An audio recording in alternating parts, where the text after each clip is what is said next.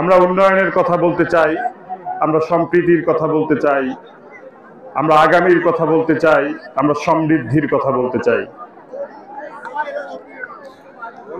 উত্তর বেরুবন সোনার বান্নি যুব সমাজ খেলোয়াড় কল্যাণ কর্তৃক আয়োজিত মহিলা ফুটবল টুর্নামেন্ট 2025-এর সম্মানিত সভাপতি, সম্মানিত উদ্বোধক এবং আমার সাথে যারা অতিথি হিসেবে এসেছেন বাংলাদেশ জাতীয়তাবাদী দলের বিভিন্ন স্তরের বিভিন্ন পর্যায়ের নেতৃবৃন্দ, স্থানীয় নেতৃবৃন্দ এবং আজকে এই খেলা উপভোগ করার জন্য যারা মাঠে উপস্থিত হয়েছেন,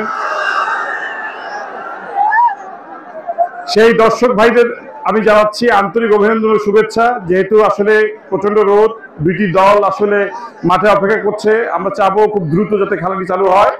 এবং আমি ধন্যবাদ জানাচ্ছি আয়োজকদেরকে যারা এই সুন্দর আয়োজন করেছেন এই প্রত্যন্ত অঞ্চলে এবং এই প্রমিলা ফুটবল টুর্নামেন্টকে তারা এভাবে পেট্রোনাইজ করতেছে, এই জন্য তাদেরকে অন্তঃস্থল থেকে আমি আরেকবার ধন্যবাদ জানাচ্ছি। এবং আমি সুন্দরভাবে আমরা আজকের এই টুর্নামেন্টটি আসলে এই খেলাটি উপভোগ করব এই আশাবাদ ব্যক্ত করে সবাইকে আরেকবার ধন্যবাদ জানিয়ে আমার বক্তব্য শেষ করছি। ধন্যবাদ সবাইকে। আসসালামু আলাইকুম। আসসালামু আলাইকুম সুপ্রিয় দর্শক, আমি এসকে জেইদ আপনাদের সবাইকে স্বাগত জানাই এনএস বাংলা টিভির পর্দা থেকে। ঐতিহাসিক উত্তরবঙ্গের নীলফামারী জেলা জলঢাকা উপজেলায় সোনার বার্নি খেলার মাঠে চমৎকার একটা ফুটবল টুর্নামেন্ট, প্রাইজ মানি মহিলা ফুটবল টুর্নামেন্ট 2025। আর এই মুহূর্তে আমাদের সাথে রয়েছেন আজকে প্রধান অতিথি, এতটা অঞ্চলের জনপ্রিয় মুখ জনাব এম শরীফুল ইসলাম বাবু, ব্যবস্থাপনা পরিচালক মুক্তা হিমাগার প্রাইভেট লিমিটেড ও S Ali agro industries and trading limited, Jaldhaka Nilphamari. জনাব শরীফুল ইসলাম বাবু, চমৎকার একটা ম্যাচ, প্রমিলা ফুটবল ম্যাচ, সেটা দেখছেন। উপচে পড়া দর্শক, নারী দর্শক থেকে শুরু করে পুরুষ দর্শক, আপামর জনগণ কিন্তু দারুণভাবে এই ফুটবল টুর্নামেন্টটাকে আপন করে নিয়েছে। আপনার দৃষ্টিকোণ থেকে কেমন লাগছে? ধন্যবাদ। আসলে আমি অত্যন্ত অভিভূত যে আমাদের এই জলঢাকা উপজেলার একটা প্রত্যন্ত অঞ্চলে প্রমিলা ফুটবল টুর্নামেন্ট হচ্ছে। দর্শকরা টিকিট কেটে ভিতরে ঢুকে এত সুন্দরভাবে এত সুন্দর ব্যবস্থাপনা যে উপভোগ করছে, সেই জন্য আয়োজক কমিটিকে ধন্যবাদ দেওয়া উচিত।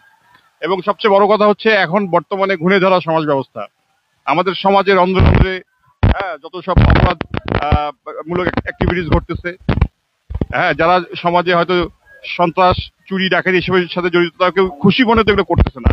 তো খেলাধুলা, সমাজের বিভিন্ন যে সামাজিক কর্মকাণ্ডগুলো বিগত 10-15 বছর ধরে আমরা দেখি নাই। তো এখন মানুষজন ভালো আয়োজনে যে সাড়া দেয় এই প্রত্যন্ত অঞ্চলে আপনারা সেটা দেখতে পাচ্ছেন। এবং এরকম আয়োজনে আমি নিজে, আমাকে যে আপনারা দাওয়াত দিচ্ছে সেই জন্য আমি তাদেরকে ধন্যবাদ জানাই এবং আমি এরকম একটা খেলা উপভোগ করতে পারছি, সেই জন্য আমার ভালো লাগছে। ধন্যবাদ।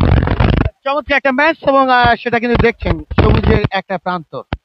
বাংলাদেশের ফুটবলটা একেবারে হারিয়ে গিয়েছিল। বর্তমান ফুটবল ফেডারেশন প্রেসিডেন্ট তাবিদ আউয়াল যখন সভাপতির দায়িত্বটা পালন করছেন, এরপরেই কিন্তু বাংলাদেশের প্রত্যেকটা অঞ্চলে এবং এই সরকার পতনের পরে আমরা দেখছি যে বাংলাদেশের বিভিন্ন অঞ্চলে ফুটবল ক্রিকেটকে ঘিরে একটা মুহুর্মুহুর উত্তেজনা তৈরি হচ্ছে। এই বিষয়টা কিভাবে দেখছেন? আমি একটু আগে ওনার সাথে আমার স্যারের সাথে কথা বলতেছিলাম যে আমার মনে হয় আমাদের পুরুষ ফুটবলের থেকে প্রমিলা ফুটবলে মনে হয় আগে বিশ্বকাপ খেলবে, কারণ মেয়েরা আসলে অত্যন্ত ডেডিকেটেড, তারা নিয়মিত যে প্র্যাকটিস করে এদের খেলা দেখে আমি বুঝতেছি। আর অনুশীলন নিয়মিত করলে তো তারা তার ফল পাবেই। আমাদের দেশে আমি বর্তমানে যে প্রেক্ষাপট দেখতেছি তাতে আমি মনে করি যে ছেলেদের ফুটবলের থেকে মেয়েদের ফুটবল অনেক এগিয়ে যাবে। আর ক্রিকেটে তো আমরা আসলে বিশ্বমানের মোটামুটি কমপ্লিট করতেছি, তো ফুটবলের সম্ভাবনা আমি ভালো দেখতেছি মেয়েদের। Best of luck.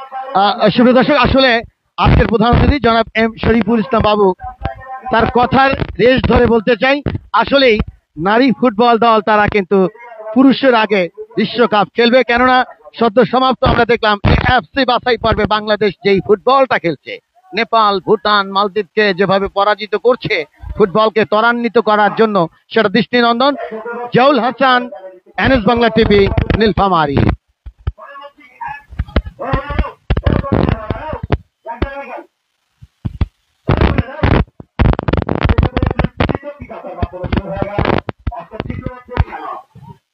Because of the